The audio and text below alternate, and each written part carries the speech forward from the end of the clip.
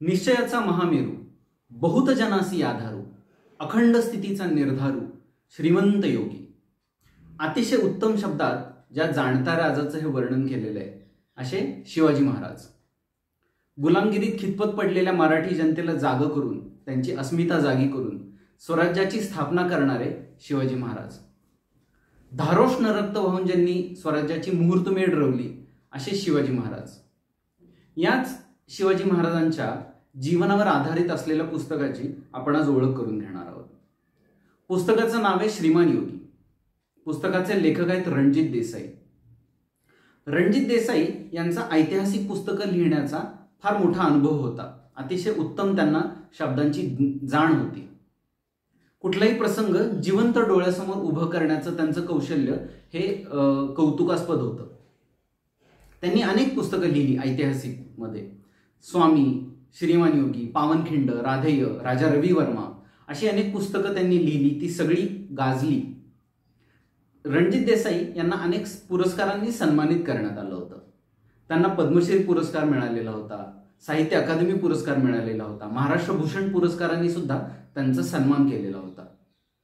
रणजित देसाई यांनी हे पुस्तक लिहिलं. जवळपास 1150 पानांचं हे पुस्तक आहे. खरं तर शिवाजी महाराजांचं जीवनपट हा एका पुस्तकात बांधण्याइतपत त्यांचं आयुष्य नव्हतं. अतिशय प्रगल्भ आणि मोठं असं त्यांचं आयुष्य होतं. त्यांचे पराक्रम हे कौतुकास्पद होते. तरी ते पूर्ण शब्दबद्ध करणं आणि एका पुस्तकात लिहिणं हे एक प्रकारचं आव्हान होतं, एक प्रकारचं शिवधनुष्य होतं. हे शिवधनुष्य रणजित देसाई यांनी अतिशय उत्तम पेललेलं आहे. त्यांनी अतिशय उत्तमरित्या त्या महाराजांच्या आयुष्याची ओळख करून दिलेली आहे. पुस्तकाचं मनोगत लिहिताना रणजित देसाई सांगतात की त्यांनी अनेक किल्ल्यांना भेटी दिल्या. सिंहगड असेल, रायगड, राजगड, प्रतापगड अशा किल्ल्यांना त्यांनी भेटी दिल्या. जिथं पुरातन वस्तू ठेवलेल्या आहेत अशा वस्तू संग्रहालयांना त्यांनी भेटी दिल्या. त्या वस्तूंविषयीची माहिती जाणून घेतली. अनेक इतिहासकार किंवा जे इतिहासाचे अभ्यासक आहेत त्यांनी भेटी घेतल्या. त्यांच्याशी पत्रव्यवहार केला. त्यांच्याकडून माहिती जाणून घेतली शिवाजी महाराजांविषयी आणि मग हे पुस्तक त्यांनी लिहिलं. हे पुस्तक त्यांनी लिहिताना, त्याचं मनोगत लिहिताना एक प्रांजळ कबुली दिलेली आहे. ते सांगतात की शेवटी जी कागदपत्र हातात लागली, जो पत्रव्यवहार इतिहास अभ्यासकांशी झाला, त्याच्या आधारे हे पुस्तक लिहिण्यात आलेलं आहे. कारण शिवाजी महाराजांच्या आयुष्याबद्दल अनेक इतिहासकारांची मतं वेगळी आहेत, मतमतांतर आहेत, मतभेद आहेत. अगदी त्यांच्या जन्मतारखेपासून काही इतिहासकारांमध्ये मतभेद आहेत. त्यामुळे शेवटी जी कागदपत्र हातात आली किंवा इतिहासकारांनी जी माहिती पुरवली त्याच्या आधारे त्यांनी हे पुस्तक लिहिलेलं आहे. पुस्तक लिहिताना त्यांनी एका गोष्टीची आणखी एक काळजी घेतलेली आहे. म्हणजे जिथं दोन वेगळे मतं असतील तिथं जो सर्वमान्य प्रघात आहे त्याच अनुषंगाने त्यांनी हे पुस्तक लिहिलेलं आहे. 1150 पानांचं पुस्तक, अतिशय मोठं पुस्तक, हे ते शिवाजी महाराजांचं जीवनपट उलगडून दाखवतात. शिवाजी महाराजांची युद्ध कौशल्य, युद्धनीती, दूरदृष्टी किंवा सागरावरती सत्ता असणं किती आवश्यक आहे, त्यामुळे आरमाराची निर्मिती, ह्या सगळ्या गोष्टी त्यांनी लिहिलेल्या आहेत. नरहर कुरुंदकर यांनी सुद्धा या पुस्तकाचं प्रास्ताविक लिहिलेलं आहे.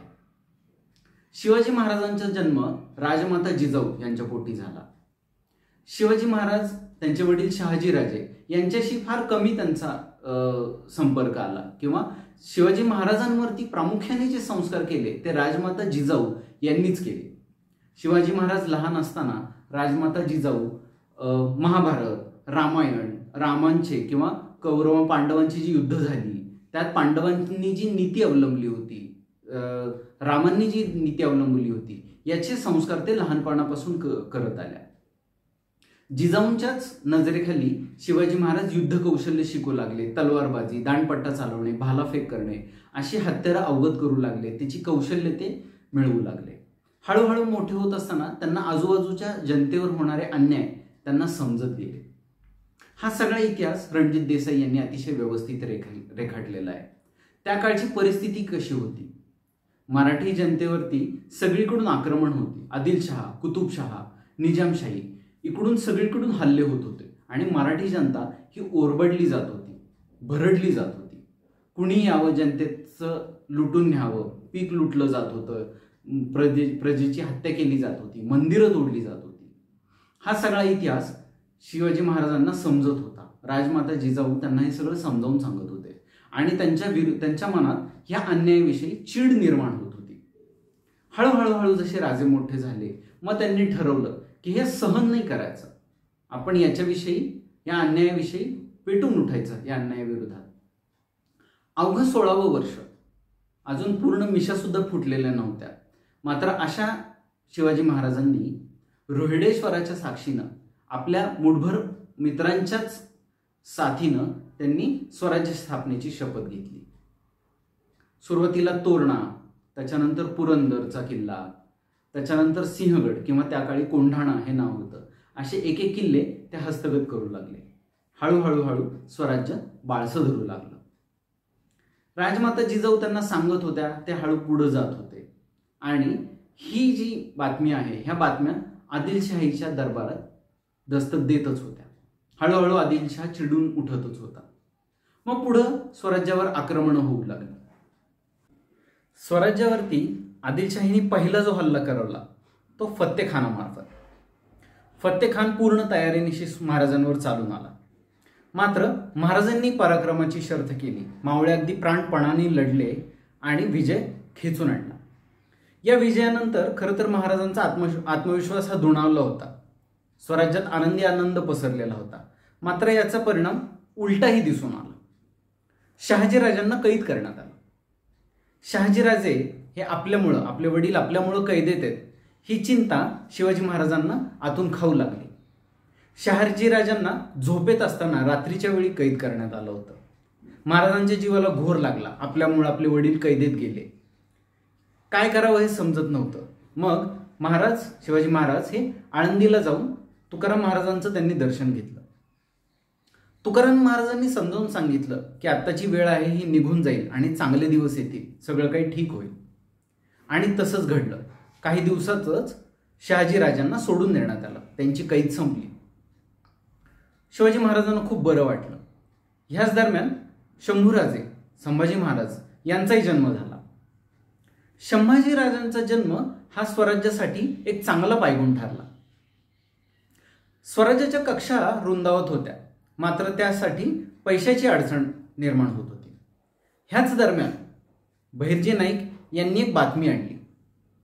कल्याणच्या सुभेदारांनी प्रचंड मोठा खजिना आपल्या सगळ्या सैनिकांसहित, मोठ्या घोडदळा आणि पायदळासहित विजापूरकडे रवाना केलेला होता.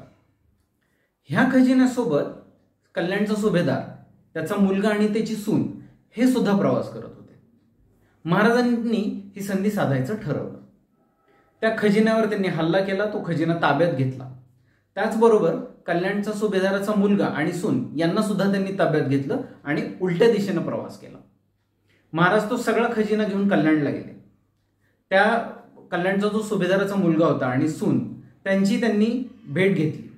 इथंच तुम्हाला जर माहीत असेल, महाराजांनी जो पायंडा घालून दिला होता की स्वराज्यात कुठल्याही महिलेवर कसल्याही प्रकारचा अन्याय, अत्याचार होऊ देणार नाही, त्याचं त्यांनी उदाहरण दाखवून दिलं. कल्याणच्या सुभेदाराची सून ज्यावेळेस समोर आली त्यावेळेस असा प्रघात होता की ज्या कोणी महिला बादशाह किंवा तत्कालीन जे राजे होते त्यांना समोर आणण्यात येतं, त्यांची रवानगी ही जनानखान्यात व्हायची. मात्र महाराजांनी असं केलं नाही. त्यांना महाराज म्हणाले की तुम्ही खूप सुंदर आहात, माझ्या आई जर इतक्या सुंदर असत्या तर मीही सुंदर झालो असतो, असं महाराजांनी सांगितलं. त्यांना साडी, चोळी किंवा इतर जे कपडे, ती वस्त्र देण्यात आली आणि पूर्ण सन्मानाने, पूर्ण आदराने त्यांची पाठवणी करण्यात आली. महिलांची आदराने वागावं हेच महाराजांनी या उदाहरणात दाखवून दिलेलं आहे. असंच उदाहरण महाराजांनी यापूर्वी दिलेलं होतं. जेव्हा रांझ्याचा पाटील त्यांनी आपल्या गावातल्या एका महिलेवरती अत्याचार केला होता आणि तिने आपल्या स्वतःचा प्राण त्यागला होता, त्या पाटलाला खूप प्रचंड अशी शिक्षा व्हावी म्हणून त्याचे हातपाय तोडले गेले होते आणि सर्वांना एक उदाहरण म्हणून ते ठेवण्यात आलं होतं की महिलांची आदबीनं वागलं पाहिजे, त्यांचा आदर, सन्मान केला पाहिजे. तर ह्या कल्याणच्या सुभेदाराची सून, त्याची पाठवणी झाली आणि त्याच्यानंतर तो जो खजिना होता त्याची रवानगी स्वराज्यात झाली. आदिलशाहीला ज्यावेळेस ही बातमी पोहोचली त्यावेळेस त्या दरबारात भूकंप आला. तो घात हा सहन नाही करण्यात आला. आदिलशहाचा जो दरबार होता, आदिलशाह वारलेला होता आणि अली आदिलशहाला गादीवर बसवण्यात आलेलं होतं. तिथले जे सरदार होते ते एकमेकांशी भांडत होते. राज्याची घडी नीट अजून बसवलेली नव्हती. मग बडी बेगम जी होती तिने दरबारात विडा ठेवला आणि सांगितलं कोण शिवाजीला पकडून आणेल किंवा त्याचा बंदोबस्त करेल त्यांनी हा विडा उचलावा. आदिलशाही दरबारात कुणी महाराजांविरुद्ध जाण्याची तयारी दाखवत नव्हतं. मात्र एक सरदार उठला आणि त्याने तो विडा उचलला. त्या सरदाराचं नाव होतं अफजल खान. अफजल खान प्रचंड ताकदीचा होता, बलदंड देह होता, त्याचबरोबर क्रूर, कपटी आणि विश्वासघातकी होता. त्यांनी हा विडा उचलला. त्यांनी सांगितलं की शिवाजी महाराजांना चढ्या घोड्यानिशी पकडून आणेन आणि कैद करून दरबारात सादर करेन. बडी बेगमने खूप मोठा खजाना, उंट, हत्ती, घोडे, तोफा, घोडदळ, पायदळ असा मोठा सैन्याची ताकद अफजल खानाला दिली आणि शिवाजी महाराजांवर चाल करून यायला सांगितलं. अफजल खान निघाला. अफजल खान इतका कपटी होता की त्यांनी महाराजांनी चिडून काहीतरी पाऊल उचलावं म्हणून पंढरपूर, तुळजापूर अशी जी देवस्थानं होती तिथं विध्वंस चालू केला, मंदिरं तोडली, जनतेला तो लुटू लागला, लुटमार करू लागला, शेताची नासाडी करू लागला आणि त्यांनी मुक्काम वाईकडं केला. महाराजांनी त्यावेळेस प्रतापगडाचा आसरा घेतलेला होता. महाराज मात्र प्रतापगडावरून खाली यायला तयार नव्हते. महाराजांना माहित होतं की खानाशी खुल्या युद्धात, खुल्या मैदानात युद्ध करणं हे काही शक्य नाही, त्याची ताकद प्रचंड आहे. मग त्याच्याशी गोडी गुलाबीचं किंवा सामोपचाराचं धोरण त्यांनी अवलंबलं. त्याला ते माफीनाम्याचे खलिते पाठवू लागले की आम्ही तुम्हाला शरण यायला तयार आहोत. त्याच्याच बरोबर अतिशय महाग असे नजराणे पेश होऊ लागले. त्याच्या मनात लालूच निर्माण झाला. मग खानाला जावळीत बोलवण्यात आलं आणि शेवटी आपल्याला सर्वांना माहितीच असेल, प्रतापगडाच्या पायथ्याशी खान प्रतापगडाच्या पायथ्याशी आला. खानाबरोबर भेट ठरली. प्रतापगडावर अतिशय चांगल्या प्रतीचा शामियाना उभारण्यात आला होता.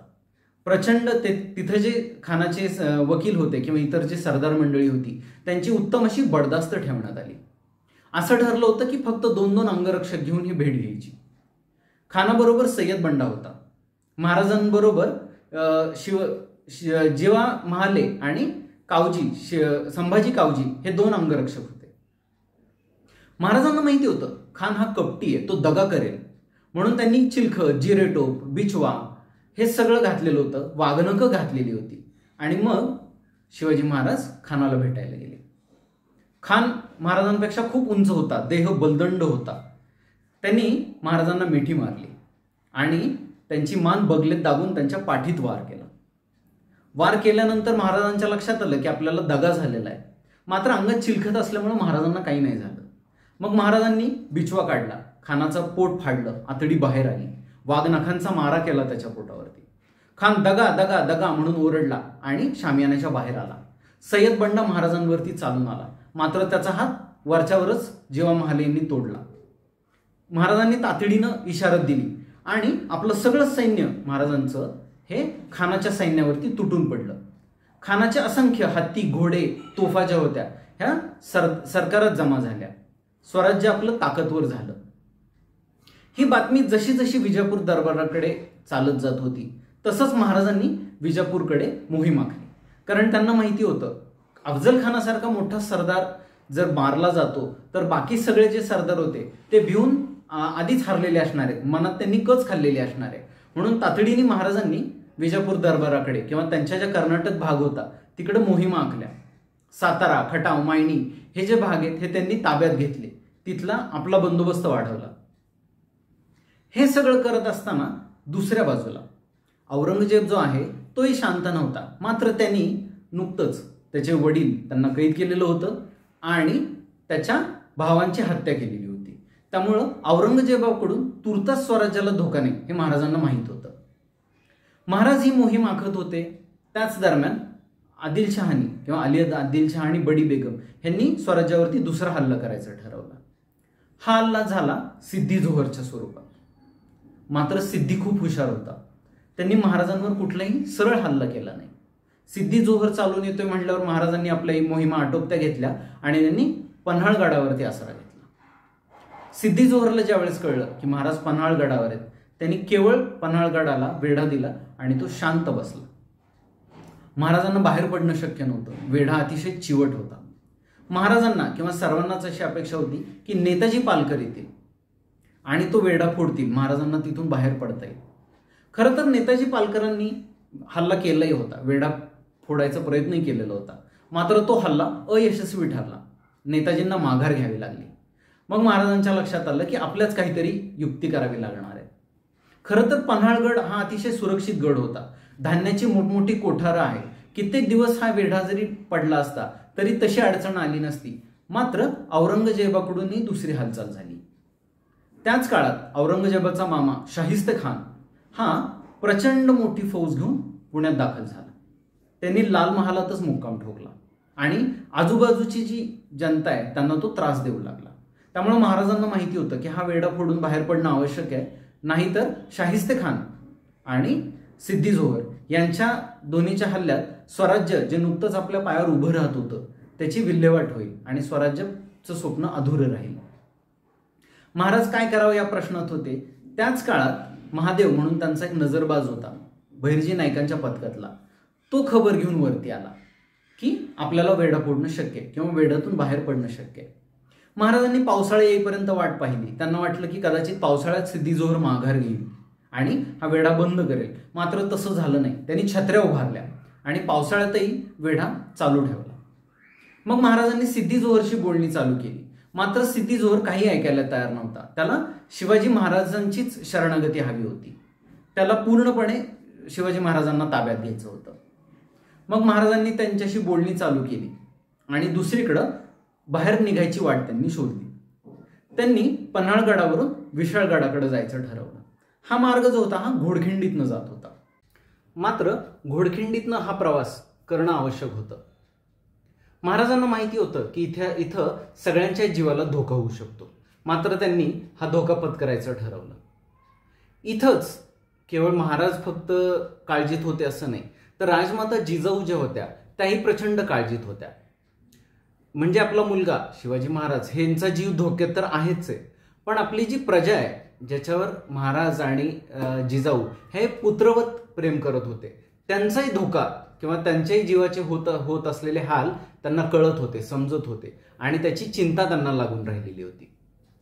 एक वेळ तर अशी आली होती की राजमातांनी स्वतः ठरवलं की आपण हाताशी जेवढे सैनिक आहेत तेवढे घ्यायचं आणि सिद्धीवर चालून जायचं.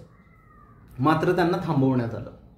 त्यामुळं महाराजांनी आता ठरवलं की घोडखिंडीचं जो काही मार्ग ठरवलेला आहे त्यातून बाहेर पडायचं.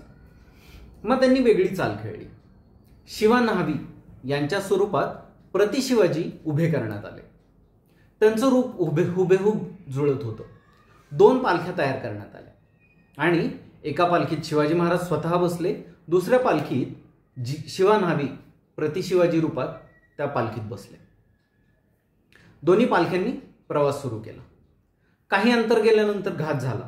शत्रूला महाराजांची चाहूल लागली. ज्यावेळेस शत्रूंनी दगा दगा म्हणून आरडाओरडा केला त्यावेळेस शिवा न्हावी ह्यांची पालखी शत्रूला सामोरी गेली. शत्रूला वाटलं आपण खऱ्या शिवाजी महाराजांनाच पकडलेलं आहे. मग त्यांची पालखी जी आहे ती सिद्धीकडे नेण्यात आली. सिद्धीला वाटलं आपण खऱ्याच महाराजांना पकडलेलं आहे. सिद्धी खुश झाला. त्यांनी अंदाज घेतला की महाराज कुठं जायचा प्रयत्न करत होते. महाराज विशाळगडाकडे जायचा प्रयत्न करतायत म्हणल्यावर त्यांनी सांगितलं की तिथं जाऊन फायदा झाला नसता, तिथं सुरव्यांनी मोर्चा लावलेला आहे. इकडं खरे शिवाजी महाराज वाट चालतच होते. जरा वेळाने हेजी बात आला आणि त्यांनी ओळखलं की ज्यांना आपण पकडले हे खरे शिवाजी महाराज नाहीयेत. मग शिवा न्हावी यांची तिथं हत्या करण्यात आली. इथला प्रसंग खरं तर डोळ्यात पाणी आणणार आहे. म्हणजे ज्यावेळेस शिवा न्हावी यांना शिवाजी महाराजांनी तयार केलं त्यावेळेस सुद्धा शिवा न्हावी म्हणाले की क्षणिक का होईना, काही वेळ का होईना, पण मला शिवाजी बनण्यात आलं, ही माझ्यासाठी खूप मोठा सन्मान आहे आणि ह्याच्यासाठी मी अशी कितीतरी मृत्यू पत्करायला तयार आहे. हे वर्णन रणजित देसाई यांनी अतिशय सुंदर शब्दात लिहिलेलं आहे. हे अतिशय सुंदर असं शब्दांकन या पुस्तकात वाचायला मिळतं. शिवा न्हावी यांची हत्या झाली आणि पुन्हा एकदा सैनिक गोळा करून खऱ्या शिवाजी महाराजांचा पाठलाग सुरू झाला. घोडखिंडीत आल्यानंतर महाराजांना चाहूल लागली. महाराजांबरोबर बाजीप्रभू देशपांडे आणि त्यांचे वडील बंधू किंवा मोठे बंधू फुलाजी देशपांडे हे होते. त्या दोघांनी सांगितलं की तुम्ही निम्मे सैनिक घेऊन पुढे जा, आम्ही निम्मे सैनिक घेऊन इथं थांबतो. किल्ल्यावर जा, गडावर जा आणि तोफांचा आवाज करा. जोपर्यंत हा आवाज ऐकू येत नाही एक सुद्धा सैनिक शत्रूचा ह्या खिंडीतून पुढे जाऊ देणार नाही. खरं तर महाराज या गोष्टीला तयार नव्हते. मात्र बाजीप्रभूंनी हट्ट केला. किंबहुना बाजीप्रभूंनी आपल्या वयाचा अधिकार वापरला. बाजीप्रभू हे शिवाजी महाराजांपेक्षा वयाने जास्त होते. त्यांनी आपल्या वयाचा अधिकार वापरला आणि सांगितलं की मी वयाच्या अधिकाराने वडिलकीच्या नात्याने तुम्हाला सांगतोय, तुम्ही पुढे जा, इथं मी शत्रूला थोपून धरतो. तसंच झालं. शिवाजी महाराज निम्मे सैनिक घेऊन, साधारण 600 मावळे होते, त्यातले 300 मावळे घेऊन शिवाजी महाराज पुढे गेले विशाळगडाकडे आणि 300 मावळे घेऊन बाजीप्रभूंनी खिंड लढवली. शेवटचा आवाज जोपर्यंत येत नाही, किल्ल्यावरून जोपर्यंत तोफेचा आवाज येत नाही तोपर्यंत त्यांनी ती खिंड लढवली. शेवटचा मावळा आहे तोपर्यंत खिंड लढवत राहू असं त्यांनी सांगितलं आणि तसंच झालं. इतके त्यांना जखमा झाल्या होत्या की नवीन जखम व्हायला शरीरावर जागा उरली नव्हती. तरी सुद्धा बाजीप्रभू लढत राहिले. महाराज गडावर पोहोचले आणि त्यांनी तोफेचा इशारा केला. त्याच वेळेस बाजीप्रभूंनी आपला देह ठेवला. महाराजांना हा निरोप गडावर पोहोचवण्यात आला. महाराजांना अतिशय दुःख झालं. मात्र ही वेळ दुःख करण्याची नव्हती. त्यांना माहिती होतं की आता जर आपण दुःख करत बसलो तर स्वराज्याचं जे काही स्वप्न आपण उराशी बाळगलेलं आहे ते असंच मातीत मिसळून जाईल. सगळ्या सैनिकांना जे रात्रभर दौडत होते, पावलांचा आवाज होऊ नये म्हणून त्यांनी पायात काही घातलेलं नव्हतं, अनवाणी ते पळत होते, भिजलेले होते, थकलेले होते. त्यांना जखमा त्यांच्या बांधण्यात आल्या, त्यांना आहार देण्यात आला. दुसऱ्या दिवशी महाराजांनी गडावरूनच सुरव्यांचा जो वेढा आहे तो फोडला, त्याच्यावरती हल्ला केला. मग सुरव्यांनी वेढ्याचा नाद सोडून दिला आणि महाराज सुरक्षितपणे राजगडावर पोहोचले. इथं जी महाराजांची भेट आहे, महाराज आणि जिजाऊ, राजमाता जिजाऊ ह्यांची भेट, खरंच तो प्रसंग वाचण्यासारखा आहे. काय वाटत असेल त्या माऊलीला, आपला मुलगा परत येतोय की नाही, इतक्या मोठ्या धोक्यात तो अडकलेला आहे, एवढ्या वेढ्यात अडकलेला आहे, काय त्यांच्या जीवाची घालमेल होत असेल आणि त्यांना बघितल्यावर राजमातांना काय वाटलं असेल, हे खरंच या पुस्तकात तुम्ही नक्की वाचा. शिवा न्हावी आणि बाजीप्रभू देशपांडे या दोघांनी आपला प्राण गमावला. मात्र त्यामुळे महाराज सुखरूपपणे पोचू शकले, स्वराज्यात येऊ शकले. त्याच्यानंतर सिद्धीशी पन्हाळाचा तह करण्यात आला. पन्हाळा किल्ला हा सिद्धीला किंवा आदिलशाहीला परत देण्यात आला आणि ते युद्ध तिथंच समाप्त झालं. पुढची मोहीम जी होती, जी महाराजांना नाईलाजाने घ्यावी लागली, ती होती शाहिस्तेखानाची. शाहिस्तेखान पुण्यात होता. लाल महालात त्यांनी तळ ठोकलेला होता. त्याला वाटलं होतं की महाराज काही सिद्धीच्या वेढ्यातून जिवंत सुटत नाहीत आणि आता आपण इथं अगदी निर्धोकपणे राज्य करू शकतो. मात्र महाराज परत आले. महाराज पुढचा हल्ला कसा करायचा याची चाचपणी करतच होते. त्याच दरम्यान बहिर्जी नाईक यांनी अतिशय महत्वाची बातमी महाराजांपर्यंत पोहोचवली. त्यांनी सांगितलं की रायबागान आणि कर्तलब खान हे दोघं जण उबरखिंड मार्गे कोकणात उतरायच्या तयारीत आहेत. महाराजांनी ही संधी गाठायचं ठरवलं. महाराजांनी असं ठरवलं की उबरखिंड जी आहे त्याच्या दोन्ही बाजूला त्यांनी तोफा आणून ठेवल्या. मात्र त्या अतिशय लपवलेल्या होत्या, कुणालाही दिसणार नाहीत अशा होत्या. कर्तलब खान आणि रायबागान यांनी आपलं सैन्य ज्यावेळेस उतरवलं खिंडीत आणि शेवटचा ज्यावेळेस सैनिक खिंडीत आला त्यावेळेस खिंडीच्या दोन्ही बाजूंनी तोफांचा मारा झाला. ह्या माऱ्यामध्ये त्यांचं सैन्य जे आहे ते अगदी मधोमध सापडलं आणि रायबागांच्या लक्षात आलं की आपण काही महाराजांच्या वेढ्यातनं सहजासहजी सुटणार नाही. खरं तर रायबागान ही एक महिला वीरांगना होती. औरंगजेबाच्या जरी ती सैन्यात असली ती अतिशय शूर होती. इतिहासाने फार अशी तिची दखल घेतली नाही तिच्या वीरपणाची. तिचा पती, तिचा मुलगा दोघेही युद्धात मारले गेले होते. तरी पण तिने औरंगजेबाचीच साथ दिली. अतिशय शूर अशी सेनानी होती. महाराजांनी ज्यावेळेस रायबागांची भेट घेतली, खरं तर ती वेश बदलून आलेली होती, तरी पण महाराजांनी अतिशय व्यवस्थित ओळखलं की ती महिला सेनापती आहे आणि तिला म्हणाले की तू इतकी शूर आहेस की खरं तर तुझा वस्त्र देऊन सन्मान करायला हवा, मात्र आज इथं ती वस्त्र नाही आहेत. तर रायबागान यांनी आपला वकील पाठवला. दोन्ही त्यांची जी उबरखिंड जी होती त्याच्या दोन्ही बाजूनी तोफाचा मारा चालू असताना रायबागान यांनी आपला वकील पाठवला. महाराजांनी सांगितलं की तुम्ही माझ्या राज्यात आलेले आहात, माझ्या प्रदेशात आलेले आहात आणि तुमच्यामुळं मला ही मोहीम हाती घ्यावी लागली आहे. त्यामुळे या मोहिमेचा सगळा खर्च खंडणी स्वरूपात तुम्ही दिला पाहिजे. सोनं आणि चांदी अशा स्वरूपात खूप मोठी खंडणी महाराजांनी वसूल केली आणि मग त्यांचं सैन्य जे आहे ते परत जाऊ दिलं. हे सैन्य जरी परत गेलं तरी शाहिस्तेखानची खोड मोडली नव्हती आणि ती जिरवणं गरजेचं होतं. महाराजांनी अतिशय शांतपणे विचार केला, कारण चौकी पहारे जे होते हे अतिशय कडक होते. पुण्यात शिरणं काही सोपं नव्हतं. मग महाराजांनी एका लग्नाचं किंवा एका वरडाचं निमित्त केलं आणि छोट्या छोट्या छोट्या तुकड्यांमध्ये आपलं सैन्य जे आहे ते पुण्यात आणलं आणि ते एका ठिकाणी एकत्र झाले. तिथून अष्टमीच्या रात्री महाराजांनी लाल महालात प्रवेश केला. लाल महालात प्रवेश केला असताना त्यांना नेमकं ठिकाण माहीत नव्हतं शाहिस्तेखान कुठं झोपलाय. मात्र कुणाला तरी चाहूल लागली.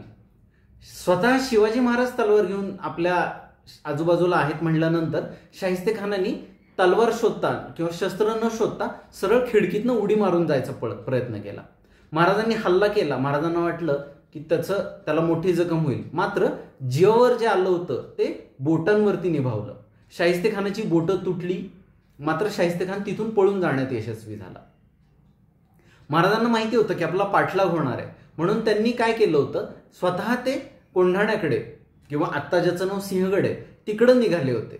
मात्र त्याच वेळी त्यांनी कात्रजच्या घाटात काही बैल जे होते त्यांच्या डोक्याला पलिते बांधून ठेवलेले होते आणि शत्रूला वाटलं तिकडं जे आग जळताना दिसत होती त्यामुळं शत्रू सैन्याला वाटलं महाराज त्याच दिशेने पळून गेलेले आहेत आणि सगळा पाठलाग जो आहे तो कात्रजच्या दिशेने झाला आणि महाराज कोंढाण्यावरती सुखरूपपणे पोहोचले. दुसऱ्या दिवशी कोंढाण्यावरती हल्ला झाला. मात्र तो हल्ला अतिशय यशस्वीपणे परतून लावण्यात आला. शाहिस्तेखानाने मात्र इथं हाय खाल्ली. त्याला वाटलं महाराज हे अक्षरशः भिंतीतनंच प्रकट झाले. तिसऱ्या दिवशी शाहिस्तेखानाने आपलं तळ पुण्यातनं हलवला आणि तो दिल्लीकडे निघून गेला. अशा प्रकारे स्वराज्यावर आलेलं अतिशय मोठं संकट हे सहजपणे टाळण्यात आलं. मात्र महाराजांसमोर मोठी अडचण उभी राहिली होती. जितका काळ जवळपास 2 वर्ष शाहिस्तेखान पुण्यात धुमाकूळ घालत होता.